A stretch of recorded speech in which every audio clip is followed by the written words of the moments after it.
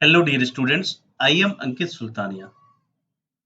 Today in this video, I am going to start the next topic, that is next chapter, as you can see on the screen, that is Electronic Spreadsheet Advanced. In this chapter, I'll explain you all about the first topic, that you can see analyze data using scenarios and goal seek. In this in this video, I'll explain you about using consolidating data and creating subtotals. In the previous video, I have already explained you about consolidating data. Here you can see what we have to learn. In the first session, you all have to study about analyze data using scenarios and goal seek. In the second session, you have to understand link data and spreadsheets. Next, you have to understand share and review a spreadsheet, and last, create and use macros in spreadsheet. In the first session, I will explain you all today about consolidating data. Understand about consolidating data.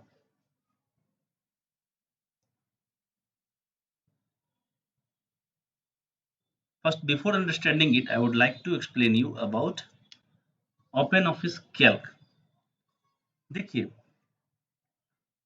OpenOffice Calc जो है एक open office package है। जैसे आप लोग Microsoft office use किए होंगे, इससे पहले आप लोगों ने यूज किया होगा। तो माइक्रोसॉफ्ट ऑफिस में हम लोग वर्ड प्रोसेसिंग के लिए MS वर्ड का यूज करते हैं। उसी तरह से ओपन ऑफिस में हम लोग वर्ड प्रोसेसिंग सॉफ्टवेयर के लिए ओपन ऑफिस राइटर का यूज करेंगे। उसी तरह से फिर हम लोग MS ऑफिस में स्प्रेडशीट के लिए MS एक्सेल का यूज करते हैं। सेम उसी तरह से ओपन ऑफिस में हम लोग ओपन ऑफिस कैल्क का यूज करेंगे। तो मैं आप लोगों को ओपन ऑफिस कैल्क ओपन करके दिखा रहा हूँ। मैंने पहले से इंस्टॉल करके रखा है। देखिए CALC स्क्रीन पे आ गया। सर्च में जाने के बाद मैंने टाइप किया कैल्क। देखिए ओपन ऑफिस कैल्क लिखा हुआ आ गया। मैंने पहले से इंस्टॉल करके रखा है और ये फ्री ऑफ कॉस्ट एप्लीकेशन है, सॉफ्टवेयर है, तो आप लोग इजीली डाउनलोड कर सकते हैं और इजी टू यूज भी है। देखिए ये जो ओपन ऑफिस कैल्क जो स्प्रेडशीट विंडो ओपन होके आ गया है, सेम हम लोग जैसे एक्सेल में यूज करते हैं उसी तरह से इसको यूज करेंगे स्प्रेडशीट सॉफ्टवेयर को। इसमें देखिए जो आपको ये जो स्क्रीन दिख रहा है, इसको हम लोग बोलते हैं वर्कशीट, ठीक है। और एक जो फाइल है ये ओपन ऑफिस कैल्क का जो स्प्रेडशीट फाइल है, ये जो फाइल ओपन हो गया है, इसको हम लोग पूरा को बोलेंगे वर्कबुक। इसके अंदर एक से ज्यादा सीट है, शीट 1, शीट 2, शीट 3 और भी सीट हम लोग ऐड कर सकते हैं। ओके, तो ये पूरा कंप्लीट हो गया आपका वर्कशीट। और ये जो बॉक्स बना हुआ है, इसको हम लोग क्या बोलते हैं, आप लोगों को पहले पढ़ा होगा।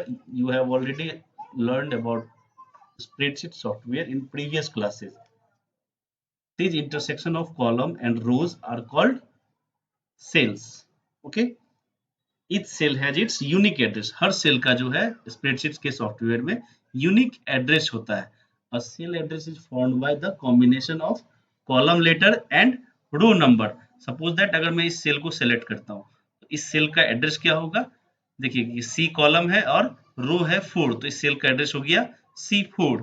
ये आपका नेम बॉक्स है जहां पर आपका किसी भी पार्टिकुलर सेल का एड्रेस दिखाई देता है। जैसे देखिए फर्स्ट सेल सेलेक्ट करता हूँ तो इसका सेल का एड्रेस हो गया A1। ओके, है ना। अब हम लोग जानते हैं रेंज ऑफ सेल्स के बारे में। एक से ज्यादा सेल अगर हम लोग सेलेक्ट करते हैं, ठीक है, सपोज दैट मैंने यहाँ से यहाँ तक सेलेक्ट कर लिया, तो ये जो सिलेक्टेड सेल का एड्रेस को रिप्रेजेंट करने के लिए हम लोग इसके रेंज को रिप्रेजेंट करते हैं। तो ये सेल का रेंज हो गया आपका। ये सेल कहाँ से स्टार्ट किया मैंने, C5 से। C5 से लेकर E का 9 सेल जो है E9 सेल, वहां तक मैंने सेलेक्ट किया। तो इसको रिप्रेजेंट के लिए करने के लिए हम लोग इसके रेंज को बोलेंगे C5 कॉलन E9, मतलब C5 से लेके E9 तक के सेल को रिप्रेजेंट किया जा रहा है। तो इस सेल का रेंज हो गया C5 कॉलन E9। इस ओपन ऑफिस कैल्क में जो हम लोग जो भी वर्क करेंगे स्प्रेडशीट से रिलेटेड और फाइल को जो सेव करेंगे हम लोग, तो इस फाइल का एक्सटेंशन नेम होता है .ods, open office document spreadsheet. चलिए अब हम लोग जानते हैं कंसोलिडेटिंग डेटा फीचर के बारे में। इसके लिए मैंने आप लोगों के लिए पहले से एक डेटा तैयार करके रखा है, जिससे कि आप लोगों को इजीली समझ में आए। देखिए मैंने एक तैयार करके रखा है ऑलरेडी आप लोगों के लिए। एक टेबल है, इसमें हाफ ईयरली का एक डेटा है, जिसमें हाफ ईयरली एग्जाम में अलग अलग स्टूडेंट्स है, सुमित, राजू, सोनू, मुन्ना, इन सभी को कितने मार्क्स आए। और ये दूसरा डेटा है पीटी और एसई, सब्जेक्ट एंगेजमेंट और पीरियडिक टेस्ट, मतलब दोनों मिलकर 20 आउट ऑफ 20 कितने मार्क्स आए। तो ये अलग अलग डेटा यहाँ पर स्टोर है। अब हम लोग चाहते हैं इन सभी अलग अलग रेंजेस के जो डेटा है, देखो ये अलग अलग रेंज है, यहाँ से यहाँ तक का डेटा अलग है, फिर यहाँ से यहाँ तक का डेटा अलग है। ये दो अलग अलग रेंज का जो डेटा है उसको यूज करके हम लोग चाहते हैं कैलकुलेशन परफॉर्म करने के लिए।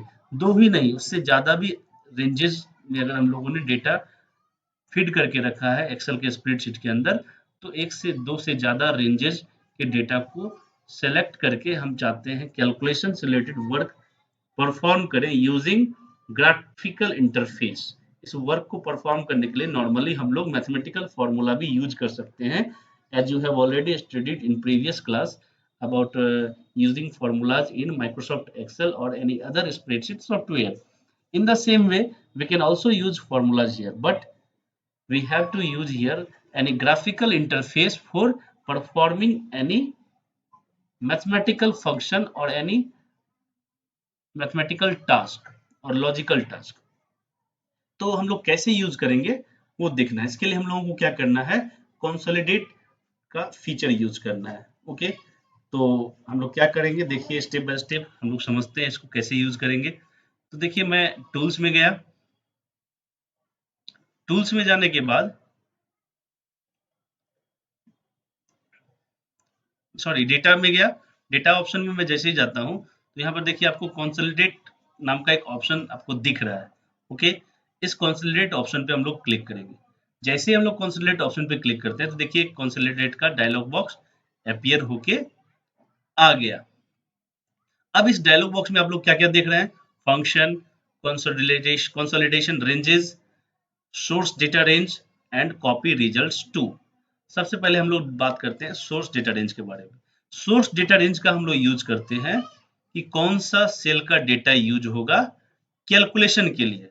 ठीक है, जो भी कैलकुलेशन या फंक्शन से रिलेटेड वर्क हम लोग परफॉर्म करेंगे तो किस सेल के डेटा का यूज होगा, उसमें इसमें हम लोग रेंज ऑफ सेल्स यूज करते हैं। सपोज दैट मैंने ये दो अलग अलग रेंज का डेटा है, हम लोग चाहते हैं इस पे कोई mathematical function, suppose sum function perform करने के लिए, तो करके देखेंगे कैसे होता है। तो हम लोग यहाँ पर पहले सेलेक्ट करेंगे रेंज ऑफ सेल्स को, उसके बाद जो जो सेलेक्ट करेंगे हम लोग उस पर ऐड करेंगे और ये कंसिडरेशन रेंजेस में आ जाएगा। ओके, उसके बाद हम लोग को कौन सा फंक्शन परफॉर्म करना है, यहाँ पर बहुत सारा फंक्शन है हम लोग चूज कर सकते हैं। Suppose that sum, count, average, max, mean, product, count, STDEV, एसटीएफडीपी, वैर, अलग अलग मैथमेटिकल फंक्शन हम इस सब में से किसी का भी यूज करके कंसोलिडेशन फीचर का यूज कर सकते हैं। सपोज दैट मैं सम फंक्शन का यूज करूंगा, क्योंकि हम लोगों को हाफ ईयरली और ये पीटी और एससी का मार्क्स जोड़ के आउट ऑफ 100 अलग अलग स्टूडेंट्स को कितना मार्क्स आया ये हम लोगों को पता लगाना है using the graphical feature interface. तो देखिए हम लोगों ने इस तरह से इन सभी डेटा को पुट करने के बाद इस फीचर का यूज करके देखना है। ठीक है, और ये कॉपी रिजल्ट्स टू का जो ऑप्शन है, हम लोगों को रिजल्ट कहाँ चाहिए उस सेल का एड्रेस हम लोग यहाँ से चूज करते हैं। तो सबसे पहले देखिए सोर्स डेटा रेंज हम लोग सेलेक्ट करेंगे। ओके, क्या करेंगे हम लोग, सोर्स डेटा रेंज जो है हम लोग सेलेक्ट करेंगे। तो उसके लिए पहले हम लोग इस सोर्स डेटा रेंज पे क्लिक करेंगे। ओके, क्लिक करने के बाद हम लोगों को कहाँ से कहाँ तक का डेटा चाहिए ऐड करने के लिए, तो हम लोग जो है इस सेल के रेंज को सेलेक्ट कर लेते हैं। देखिए मैंने सेलेक्ट किया, तो यहाँ देखिए कौन सा मैंने सेलेक्ट किया, तो A4 से लेकर के F8 तक के डेटा को, देखिए यहाँ पर आ गया A4 से लेके F8। इस पे ऐड पे क्लिक करूंगा, देखिए ऐड वाले में ये कंसोलिडेशन रेंजन में आ गया ये सेल का एड्रेस। अब दूसरा हम लोग कौन सा डेटा को यूज करेंगे कैलकुलेशन के लिए, तो फिर से वापस हम लोग इस पे सोर्स डेटा रेंज पे क्लिक करेंगे और देखिए इसके रेंज को सेलेक्ट कर रहा हूं मैं, ये सेलेक्ट कर लिया। उसके बाद देखिए इसका एड्रेस जो है क्या है, रेंज ऑफ सेल का H4 से लेकर M8 तक। तो देखिए H4 से लेके M8 तक आ गया। अब मैं ऐड पे क्लिक करूंगा। देखिए ये दोनों अलग अलग रेंज का डेटा जो है, जो हमको कैलकुलेशन के लिए यूज करना है, वो ऐड हो गया कंसोलिडेशन रेंजेस में। अब हम लोग क्या करेंगे, रिजल्ट्स चाहिए हम लोगों को। तो हम लोग पहले यहाँ फंक्शन चूज करेंगे, तो मैंने चूज कर रखा है सम फंक्शन। ओके, अब हम लोगों को रिजल्ट्स चाहिए, तो रिजल्ट्स कहाँ चाहिए, उसके लिए हम लोग कॉपी रिजल्ट्स टू वाले में जो जिस सेल में रिजल्ट चाहिए उस सेल का एड्रेस चूज करेंगे। इस पे क्लिक करेंगे पहले हम लोग, और कौन सा सेल में हमको रिजल्ट चाहिए, तो कोई एक सेल सेलेक्ट करेंगे जहां से हम लोगों को रिजल्ट चाहिए। सपोज दैट मैं ये सेल सेलेक्ट किया मैंने। ओके, ये सेल सेलेक्ट किया। अब इसको सेलेक्ट करने के बाद यहाँ देखिए मोड का एक ऑप्शन है। सेल का एड्रेस देखिए यहाँ आ गया, CS17 आ गया है। ठीक है, अब देखिए मोड का ऑप्शन है, मोड पे क्लिक करेंगे। यहाँ पर देखिए कुछ ऑप्शन है, रो लेवल, कॉलम लेवल और लिंक टू सोर्स डेटा। इसका क्या यूज है समझिए। रो लेवल का यूज इसीलिए हम लोग करेंगे, मैं चाहता हूँ कि जो डेटा ऐड होके आए रो वाइज जो है पूरा डिटेल्स के साथ है। जैसे ये लिखा हुआ है सुमित, राजू, सोनू, मुन्ना, सुमित का अलग अलग क्या मार्क्स है सब्जेक्ट में, ये रो वाइज भी आए। कॉलम लेवल का यूज करते हैं हम लोग, कॉलम वाइज जो डेटा है मैथ साइंस ये सारा डिटेल्स के साथ आए, लेवल के साथ। और लिंक टू सोर्स डेटा का यूज किया जाता है। सपोज दैट मैंने रिजल्ट यहाँ पर गेन कर लिया, रिजल्ट हम लोगों के पास आ जाएगा कैलकुलेट होने के बाद। फिर अगर हम चाहते हैं कि ये जो जैसे हिंदी में 74 है, इसको चेंज करके मैं चाहता हूँ कोई दूसरा नंबर डालूं, सपोज दैट यहाँ 80 करूँ, तो ऑटोमेटिक जो है अपडेट हो जाए सोर्स डेटा जो मैंने चूज किया, ये दो अलग अलग रेंज यहाँ पर, इसमें कोई भी अगर चेंजिंग लाऊं तो यहाँ जो टोटल होगा उसमें ऑटोमेटिक अपडेट हो जाए। अगर इसको मैं अनचेक कर दूंगा तो ये अपडेशन नहीं होगा। ओके, इसीलिए मैं इस पे क्लिक करके अब इसको सेलेक्ट कर लिया। तो link to source data option check है। अब मैं ओके पे क्लिक कर रहा हूँ। तो देखिए मैंने सेलेक्ट किया है कौन सा सेल, इस सेल को सेलेक्ट किया है। तो देखिए जैसे ओके पे क्लिक करता हूँ तो रिजल्ट जो है हमारा वो आ गया। देखिए आ गया ना, इस तरह से आ गया। देखिए समझ, सुमित को मान लीजिए इसमें मैथ में 79 है, और ये पीटी और एससी में जो है 20 है। इस दोनों को प्लस करेंगे तो देखिए 79 प्लस 20 99 होता है। इस तरह से अलग अलग डेटा, मान लीजिए मैं चेंज कर रहा हूँ इसको 80 कर देता हूँ सुमित का मैथ्स का मान, तो देखिए ऑटोमेटिक जो यहाँ पर चेंज होगा वो 99 हो जाएगा, 100 हो जाएगा, सॉरी 80 प्लस 20 100। तो इस तरह से हम लोग कंसोलिडेशन डेटा का जो फीचर है यूज करते हैं। अब हम लोग नेक्स्ट टॉपिक है जो डिस्कस करेंगे सब टोटल्स के बारे में। जैसा कि आप यहाँ देख सकते हैं, मैंने अभी आपको बताया कंसोलिडेटिंग डेटा फीचर के बारे में। इस तरह से हम लोग सब टोटल का भी यूज करके देखेंगे, कैसे हम लोग सब टोटल पे काम करते हैं वो देखना है। तो देखिए सब टोटल क्या है। एज एन एग्जांपल मैंने इस सब टोटल के लिए भी जो है कुछ डेटा तैयार कर रखा है। देखिए दूसरे शीट में मैंने तैयार कर रखा है। सपोज दैट ये एक डेटा है कुछ, जैसे कि मैंने अलग अलग डेट्स को अलग अलग कैटेगरी से रिलेटेड आइटम जो है अलग अलग शॉप से कितने अमाउंट का परचेज किया है, एक टेबल मैंने क्रिएट कर रखा है। मतलब 5 तारीख को स्टेशनरी का जो है मैंने बिग बाजार से 1500 रुपया का स्टेशनरी प्रोडक्ट खरीदा। 6 मार्च को मैंने देखिए सिटी कार्ट से स्टेशनरी आइटम खरीदा 2000 रुपीज का। 7 मार्च को स्टेशनरी से रिलेटेड आइटम जो है मैंने वी मार्ट से खरीदा, जो कि 10,000 रुपीज का था। इस तरह से अलग अलग डेटा मैं पुट कर दिया। सपोज दैट मैं कुछ और भी डेटा पुट कर देता हूँ, जैसे मान लीजिए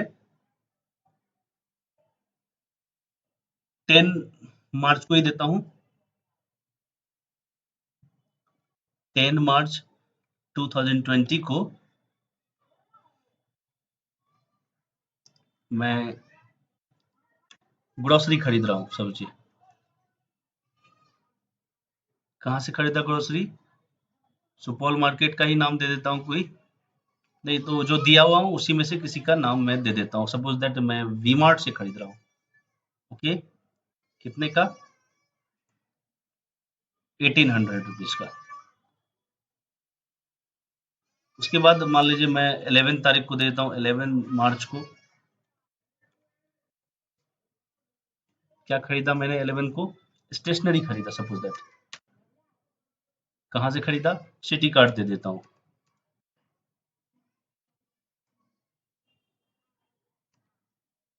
कितने का खरीदा स्टेशनरी आइटम, 2300 रुपीज का। ओके,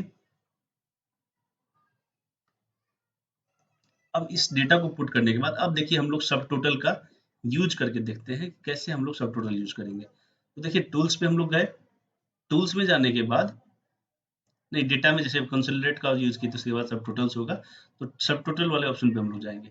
सब टोटल में जैसे जाएंगे तो देखिए सब टोटल का डायलॉग बॉक्स अपीयर होके आ गया। अब देखिए बहुत ही इंटरेस्टिंग है, इसमें हम लोग क्या करते हैं, कैटेगराइज कर सकते हैं अलग अलग ग्रुप में डिवाइड करके। जैसे कि मुझे तो रिजल्ट चाहिए कैटेगरी वाइज, लेकिन जो रिजल्ट आएगा वो अमाउंट वाइज सम होके आए। सपोज दैट देखिए अलग अलग ग्रुप है, first group, second group, third group, 3 group हम लोग क्रिएट कर सकते हैं। तो मैं चाहता हूं कि जो मेरा जो टेबल में जो डेटा स्टोर किया हुआ है वो शॉप वाइज आए, ओके। और वो जो डेटा शॉप वाइज जो आएगा वो अमाउंट वाइज कैलकुलेट होके आए। मतलब जैसे बिग बाजार है तो पहले बिग बाजार का सारा डेटा, बिग बाजार से कौन कौन सा कैटेगरी लिया गया और कितने रुपया का लिया गया, इस तरह से मैं चाहता हूँ। तो अमाउंट सेलेक्ट कर लिया, कैलकुलेट जो सब टोटल हो गया आएगा। और इसमें भी जो है कंसोलिडेशन की तरह बहुत सारा फंक्शंस है जो हम लोग यूज कर सकते हैं, सम, काउंट, एवरेज, मैक्स, मीन, अलग अलग फंक्शंस में हम लोग वर्क परफॉर्म कर सकते हैं।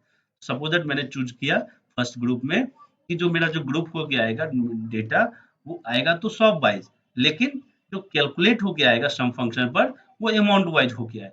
तो मैंने इस तरह से ये सारा फंक्शन यूज किया और ओके पे क्लिक कर रहा हूँ मैं। देखिए ओके पे जैसे ही मैंने क्लिक किया तो देखिए मैंने चूज किया था शॉप वाइज कैटेगराइज हो गया है।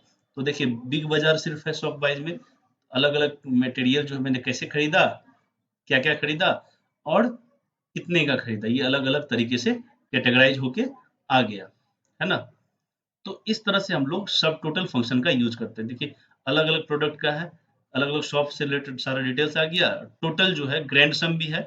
मतलब ये तीनों जो डेट मतलब बिग बाजार का सम कितना हुआ, सिटी कार्ट का सम कितना हुआ, वी मार्ट का सम कितना हुआ, और इस तीनों को सम को प्लस करके ग्रैंड टोटल कितना हुआ, ये जो है पूरा डिटेल्स में हम लोगों को रिजल्ट प्रोवाइड कर दिया गया है। ये था सब टोटल का फीचर। अब हम लोग दूसरे तरीके से इसको यूज करके देखेंगे। देखिए टूल्स में गए हम लोग, सॉरी डेटा में, फिर से सब टोटल वाले में जाते हैं। अब मैं चाहता हूँ कि नहीं, मुझे शॉप वाइज नहीं चाहिए, मुझे चाहिए डेट ऑफ परचेज वाइज, जब आइटम खरीदा गया था उसके अकॉर्डिंग चाहिए, लेकिन अमाउंट वाइज कैलकुलेट हो गया है। और सम फंक्शन मैंने यूज करके देखा, ओके पे क्लिक कर रहा हूँ मैं। देखिए ये जो डिटेल्स आया हम लोगों को सब टोटल फंक्शन का यूज करके, डेट ऑफ परचेज, अलग अलग डेट को जो आइटम परचेज किया गया था, मतलब 5 तारीख को कौन कौन सा कैटेगरी का और किस किस शॉप से आइटम परचेज किया गया, उसका सम होके आ गया, ठीक है।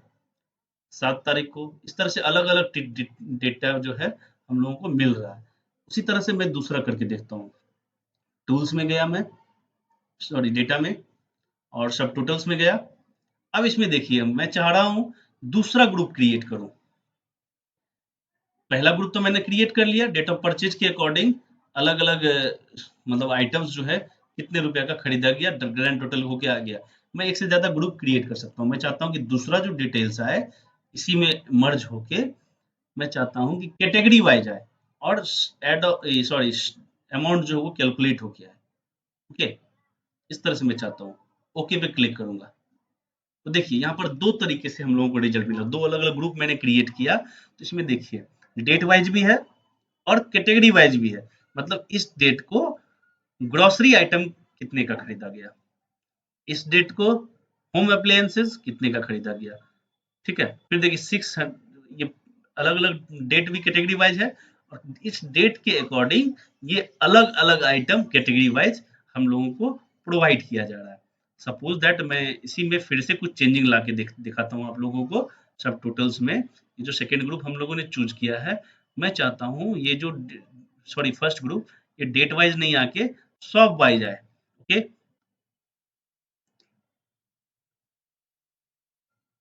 देखिए मैंने दोनों सेलेक्ट कर लिया, सॉरी, डेट वाइज नहीं आके शॉप वाइज आए, अलग अलग शॉप से कितने अमाउंट का डेटा जो है परचेज किया गया। ओके पे क्लिक किया तो ये देखिए दोनों ग्रुप में है, मतलब अलग अलग शॉप वाइज भी है। बिग बाजार से ग्रोसरी आइटम कितना खरीदा गया, इसी बिग बाजार से होम अप्लायंसेस कितना खरीदा गया, और बिग बाजार से स्टेशनरी कितना खरीदा गया।